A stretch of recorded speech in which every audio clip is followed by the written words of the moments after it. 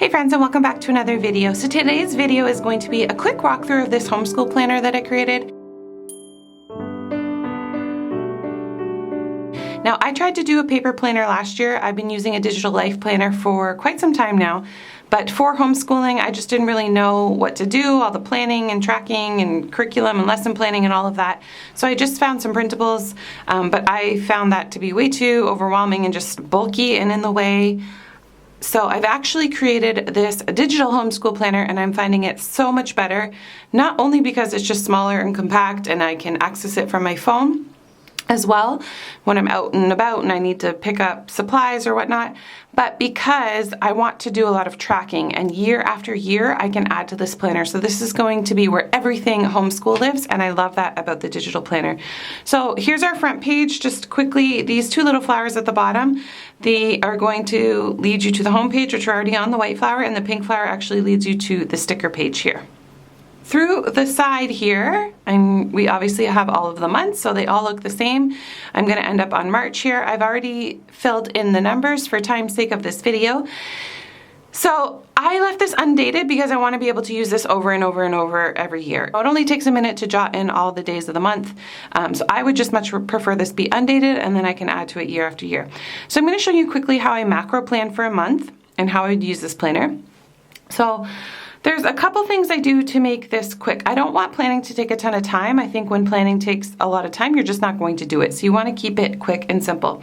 So I use, actually, in this notes section here, a colored, and I just know them off by heart, but you may want to make a legend. So Lilia is purple for language arts. Marissa is blue for language arts. And then math, Lilia is dark green and Marissa is light green. Or neon green, I guess. So I just want to show you why I write that down there. So each lesson of our curriculum is numbered. So what I actually do is I don't have my curriculum on me handy, but just for example, I would go in and write, excuse my pen, it's going to be messy. I just dropped this and damaged the tip, and I have to get a new pen, but I wanted to get this filmed for you guys, so I have to write kind of funny.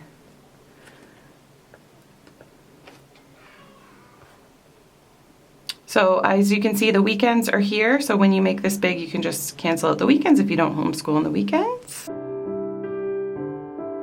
Okay, so for time's sake, I'm not going to write it all out, but I would go in each of these 4 colors and write in the lesson numbers that we are at for this month. Then I write the goals here. If one lesson's really short and the child really enjoyed it, then I would maybe double up on a lesson, and I try to beat this actually. It's kind of a funny competition I have, but I try to beat this to kind of get ahead, because the quicker we get through the curriculum, we can add some more fun things at the end of the year and just transfer out of our main core curriculums and just add a little bit more fun. So I would just simply go in, for example, right now we are doing, for our Bible, I use this pink color, and we are doing the characters of God, and each one takes 2 days. So then I go in and fill in my loop and whatnot, but you can plan however you want to plan. I'll show you a quick way how I use the month planners. Another thing I do here is I go through all the lessons and I write down any supplies that I need. And one thing I'll actually do is take a screenshot, so our lessons will have little areas. So I'm just going to take a quick picture of this. So pretend this was a curriculum and I had supplies there. I can just quickly take a picture of the curriculum book and add the supplies here, so I don't have to waste time writing everything out. Another thing I like to use this for is to put any links. So if any additional videos or web resources, I actually can put the link right in here, and you just do that by hitting this text box, and the text, I have mine highlighted like this, just for time's sake. So say I had any videos I wanted to have linked. For example, we use the Good and the Beautiful math, and Lilia has math videos. So I can actually put the links right in here so that we can just quickly tap that, and we're going to open the link. And I get terrible internet out here, so it might not actually work too well. I'm in a concrete box. So it's not going to work. Anyways, but you can see it would just open up the link there. So that's one way I just plan out in a macro way. But I wanted to talk to you about these tabs along the top. So next, take the pen tool off. Now this curriculum plan. So this is where you're really going to be living in the beginning parts of the year. So when you're actually planning out your curriculum, so if you swipe through, you'll be able to access the pages, or if you just go right back to the home page, they're all linked here. So you can just quickly press on them if you are wanting to pull up a new project planner or whatnot. You can duplicate and move pages around, so you can put them under the monthly tabs. You can swipe over however you want to plan it. But I just want to walk you through this quickly. So for curriculum overview, you're going to write all the subjects you're going to be teaching that year, what curriculum you want to use, the price, so you can keep track of how much your homeschool is actually costing you. So this is really just a tool that I use at the beginning of the year. Then I have a unit planner. So for example, we are doing botany right now.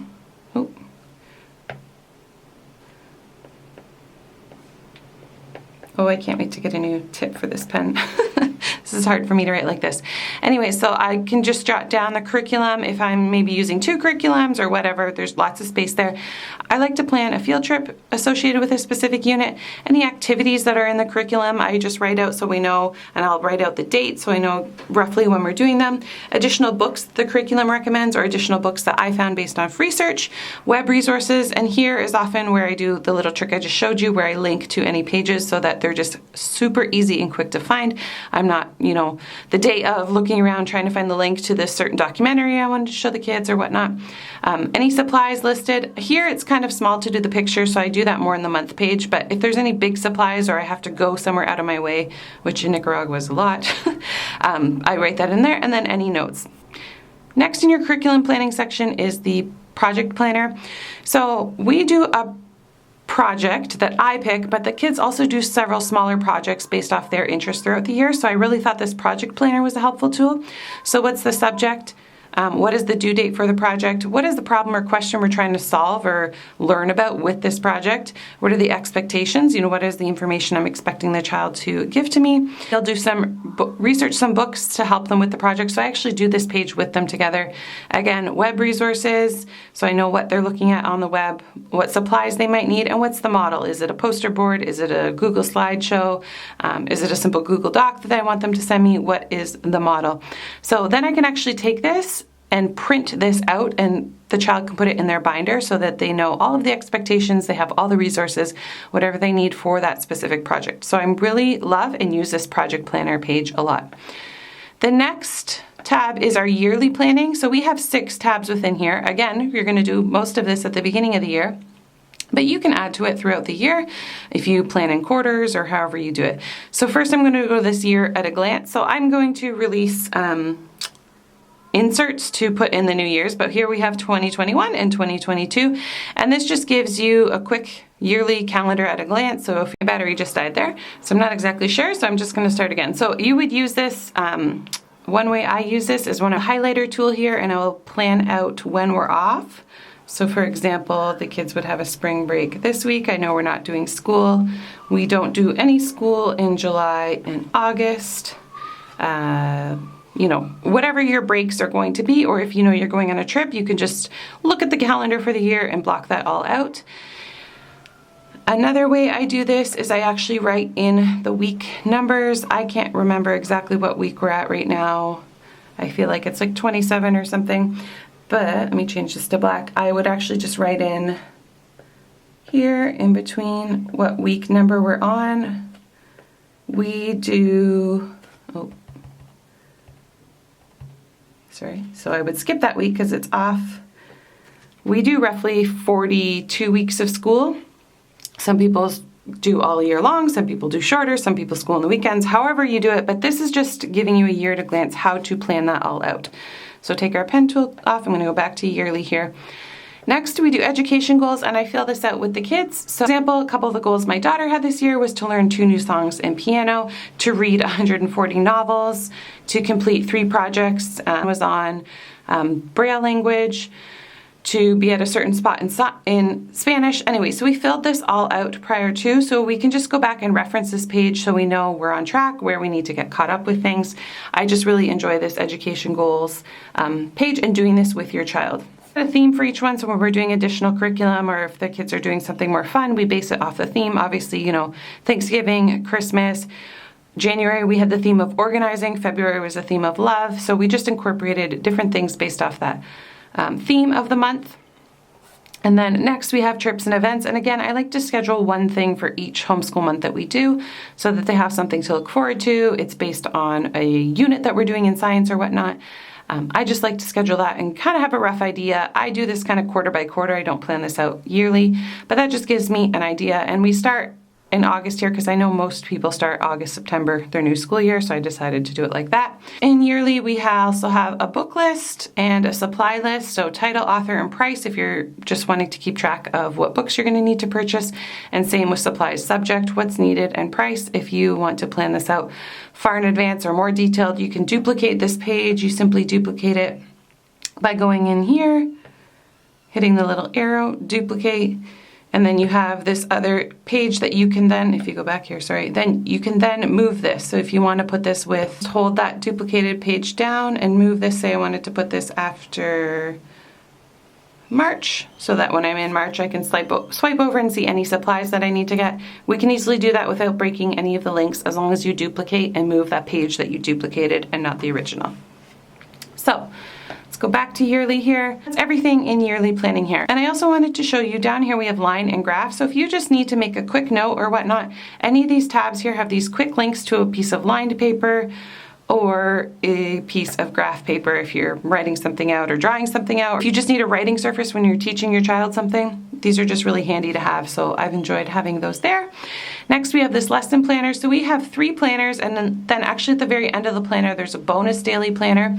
So this weekly planner is just for planning out lessons with not too much detail. Just, your basic Monday to Friday, any notes, what week number you're on here. So you can duplicate a bunch of these, move these behind the months if you want, whatever makes it easier for you to keep on track. It's just a really great basic weekly planner tool to plan out what you're doing that week. Next, we have a daily schedule, and this is the way I prefer. We do block scheduling, so certain things happen in certain amounts of time. So for example, my first block of time is 7 to 9 a.m., 9 to 11, 11 to 1, and 1 to 4. Then I would just fill in whatever needs to happen between these blocks of time. So this is usually core curriculum stuff. In here we have lunch, and then we would do our loop planning after lunch. Here is where the kids do their extra things like music. Sometimes they play Prodigy math games. Free reading time happens in between here. The morning is where we'll do read alouds. The baby's usually up between this time, so it's not as focused a time of school. So this is just what works well for me right now. But like I said, there is a bonus daily schedule at the end, which I will show you, but it's not linked here. You can find it at the end. Take your pen tool off again. Next, I have a loop planner. Here you would write in the subjects you want to do every day, and then here you would write in the loop. So for example, we have a science, geography, history loop. So we do science, geography, science, history. So that's one loop, and if we miss one day for whatever reason, I just know we can pick back up without doing too much of one thing and not enough of the next. Next is more like an art, technology, writing kind of loop that we do. So we have a creative writing, a typing, they have art projects, handwriting. Am I missing anything? I think that's it. Anyway, so I just write those out so that I know if I miss a page and it's not one of these core curriculum things, I can simply pick back up where I left off. So that's how I use this loop planning page. Next, we have this attendance and trackers. So for me, I use the yearly tracker by subject, and I just kind of keep track with what lessons I'm at, block off every now and then. I'm not super strict on this. I know some states you have to be really strict on how you track your kids' attendance in school. So we have monthly trackers here with subjects across the top. And if these are not subjects you need to track, you simply hit this little loop tool, go over here, make a little rectangle. It doesn't have to be neat. Take the screenshot, and then it's going to give you this where you can simply copy, hold down again, paste, and then you can resize this to cover up and move it to cover up the subjects that are already written in for you, and then you can write in your own. So make that however big you want. But these are pretty basic subjects, so I decided to write them in. so that people had them. Spiritual growth, language, math, science, history, geography, foreign language. I mean, that one's not a big one for us. We're learning Spanish, but that's not a big one for everybody. Maybe in high school, but not so much with younger ones. Art, music, life skills. So this is baking. I like to incorporate a good amount of life skills, baking, budgeting, fixing things. They have sometimes little lessons with my husband about fixing things. PE sports, making sure they're actually moving, making sure they're getting breaks to do exercise is really important. So tracking that, because sometimes we can get too focused on bookwork and not enough moving their body. Tech time, working on Google Slides or a Google Doc, or their typing course that they do. Just keeping track of all of that. But like I said, for curriculums that have lesson numbers, I'm more prone to use this year-long tracker. I write in the subject and then I keep track. We have all the days of the month here. I keep track what lesson we're on so I know if I'm way ahead and I can slow down and add in some other things, or if I'm getting really behind and we need to pick up. We have a simple attendance tracker. You put the months along the top. I left it blank so you can fill in what month you're starting at and keep track of their attendance. So again, line and graph paper, stickers, you can access the front page at any time from any of these tab cover pages. So next we have a reading log. So we actually duplicate a lot of this and I move these to the student file, which I'll show you in a minute. And the kids keep track of the books. So Marissa has a goal to read 100 novels and Lilia has a goal to read 140 novels. So this is where we're keeping track of things. We write things, as soon as they get them from the library, we write them in here and then they check them off as they go. This has been really great, not only to encourage them to read more, but just to keep track. They sometimes make little notes if they didn't like that, or if they really liked the author, they'll put a little star in the author and try to find more series from that author. This year is just a really great tool for them, but I'll show you actually how I do that. Next, we have this evaluation tab. So weekly evaluation, yearly evaluation, and a report card. So here is more if you're a memory keeper. What memories did you have at school this year? I don't do this every week, but sometimes we have a really great week, or we did something really fun on a field trip, and I like to do memories. Sometimes I just post a picture in here. I write down any notes, something the kids loved, or like when they had an aha moment about something, what we learned and completed, what we need to work on, so any challenges or difficulties. Again, I don't do this every week, but I think it's a really great thing to have, especially if you have a really great week or a really challenging week, one or the other. It's great to keep track of that, to kind of pivot to make things better, or to, duplicate another great week. Then we have this evaluation. So this is a year-end evaluation. So I have name here if you're doing this for various students, what grade they were in. This is just, I want to keep track of this year after year. What were their big accomplishments that year? What areas of improvement do they have? What did they most enjoy? What did they least enjoy? I ask them, what do they want to learn more about? Then I rate the curriculum we use, if I was satisfied, yes or no, and if I need to continue or replace, there's a place to add that. So this is a year-end evaluation. And then finally, a report card. I know that some people are required to keep track and have report cards. Here for Nicaragua, for schooling to count, we need to have report cards. So I just whipped up this quick little report card, name, grade. I did an A to F with a G as no effort. So last, which I think is the best part about this planner and why this beats a paper planner any day, is the student log. So I have an area for up to 6 students in here, and I'll show you what I do. So I just write my kids' names.